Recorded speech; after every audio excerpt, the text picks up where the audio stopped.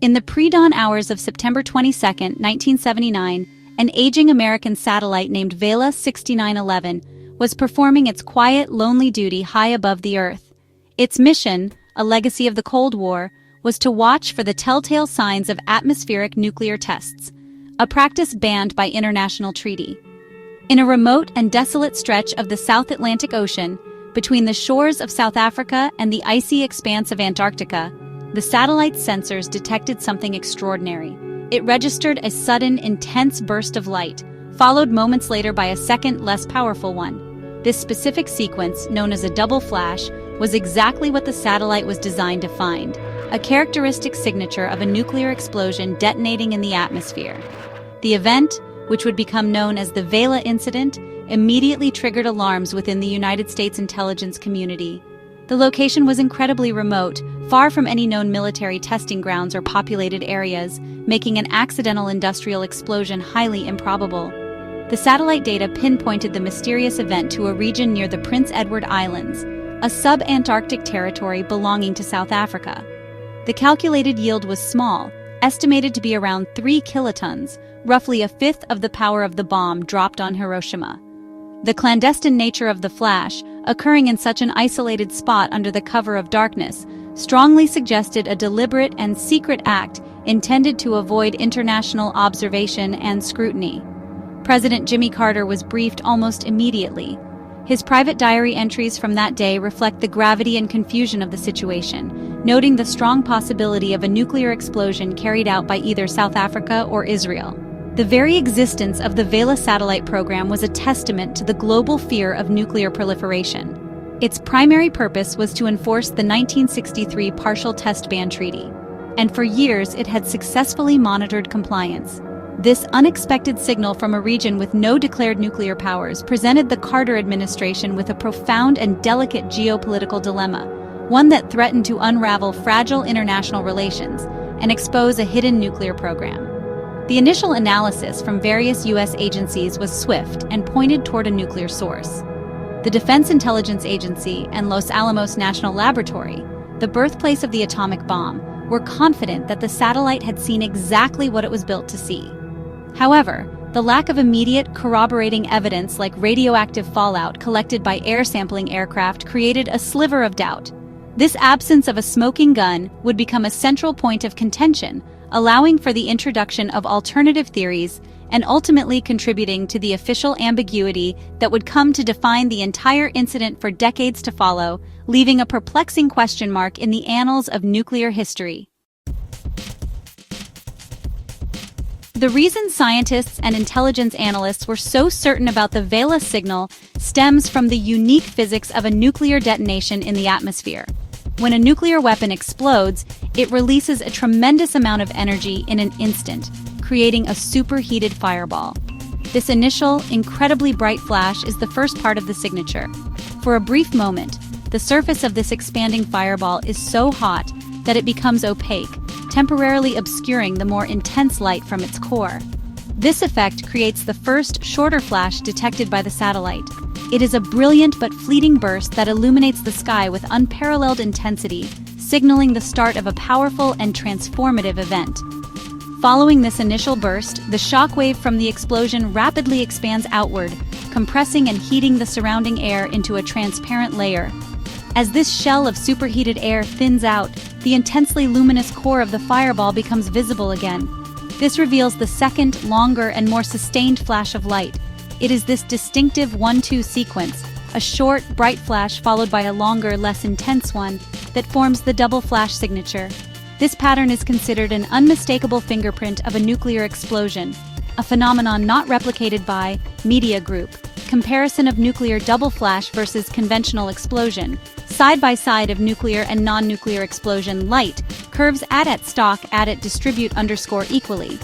Conventional explosives, lightning, or other natural events like a meteoroid impact, which produce a single decaying light curve rather than two distinct peaks of luminosity. Further scientific data emerged that seemed to corroborate the satellite's observation, strengthening the case for a nuclear test. Scientists at the Arecibo Observatory in Puerto Rico detected an unusual traveling ionospheric disturbance on the same day as the incident. This wave-like anomaly, rippling through the upper atmosphere, was consistent with disturbances that had been previously recorded following known atmospheric nuclear tests conducted by Media Group. Animation of ionospheric disturbance rippling through atmosphere, atmospheric waves after nuclear test, archival footage of France or China nuclear tests at its stock at it distribute_equally, France and China. It provided an independent piece of evidence recorded thousands of miles away, suggesting that a massive and sudden release of energy had indeed occurred in the southern hemisphere at the precise time of the Vela flash, lending significant weight to the nuclear hypothesis. Moreover, a highly classified study conducted by the U.S. Naval Research Laboratory analyzed hydroacoustic data, which involves sound waves traveling through the ocean. The report, which remains secret to this day, is believed to have found underwater sound signals consistent with a low-yield explosion occurring over the shallow waters near the Prince Edward Islands. This type of data can pinpoint the location and nature of a major event in the ocean. The combination of Media Group, satellite in orbit over Earth, satellite optical data display, close-up of satellite lens focusing on Earth at its stock, at it distribute_equally, the satellite's optical data, the ionospheric disturbance, and the hydroacoustic signals created a compelling, multi-layered picture that pointed overwhelmingly toward a clandestine nuclear detonation, despite the official narrative that would soon attempt to dismiss it. With the evidence strongly suggesting a nuclear test, suspicion quickly fell upon two nations, Israel and apartheid-era South Africa. At the time, both countries were international pariahs, isolated on the world stage for different reasons. South Africa was condemned for its brutal system of racial segregation, while Israel faced diplomatic isolation and hostility from many nations in the Middle East and beyond. This shared sense of being besieged fostered a close, albeit secretive, relationship between them. This partnership extended into military and technological cooperation, creating a logical framework for a joint clandestine project as audacious as a nuclear test, far from the prying eyes of the global community. The alliance was mutually beneficial. South Africa was rich in natural uranium, the essential raw material needed to fuel a nuclear weapons program, which it reportedly supplied to Israel. In return, Israel, with its advanced scientific and technological expertise, is believed to have provided the technical knowledge and assistance necessary to develop nuclear capabilities, including missile technology. This symbiotic relationship is well documented, making the idea of a joint nuclear test plausible.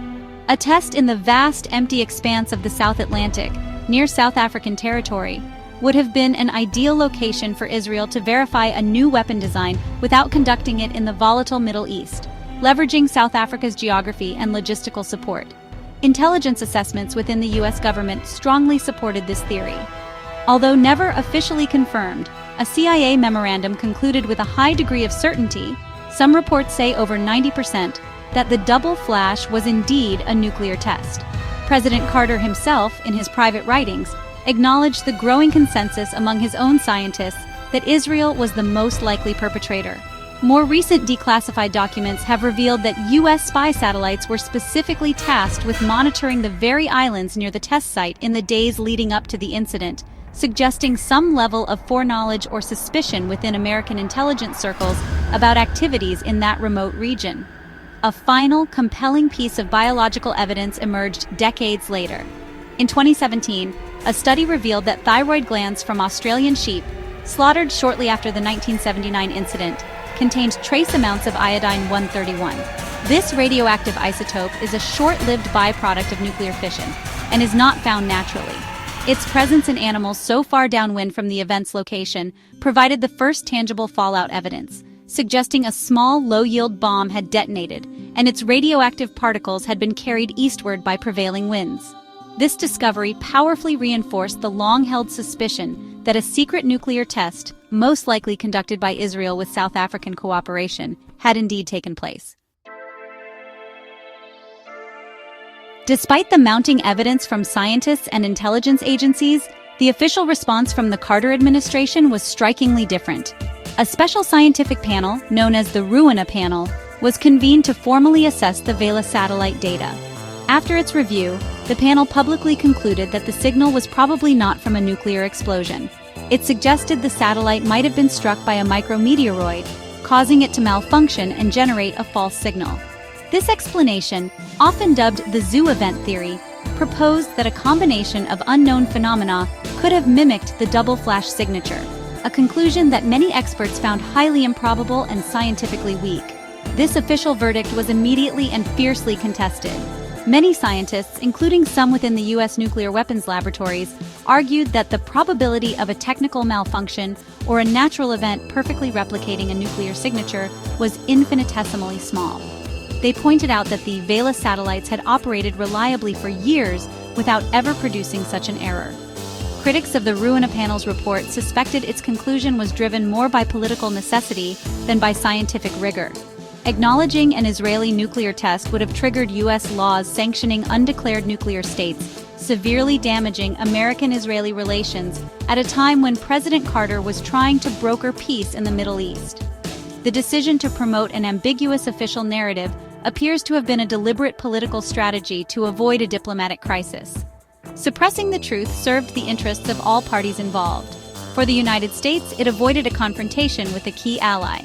For Israel, it preserved its long-standing policy of nuclear opacity, neither confirming nor denying its capabilities. For South Africa, it avoided further international condemnation and sanctions. Leonard Weiss, a key Senate staffer at the time, later revealed he was pressured by leaders from both political parties to avoid publicly declaring the event a nuclear test, suggesting a bipartisan consensus to let the matter remain unresolved. To this day, the Vela incident remains one of the most enduring mysteries of the nuclear age.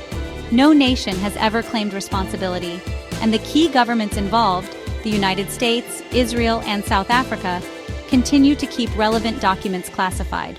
Without a definitive admission or the declassification of critical intelligence, such as the full hydroacoustic report or NSA intercepts, the truth remains buried under layers of secrecy and plausible deniability. The double flash of 1979 serves as a stark reminder that in the world of nuclear geopolitics, some secrets are deemed too sensitive to ever be fully revealed, leaving history with a question that may never be definitively answered.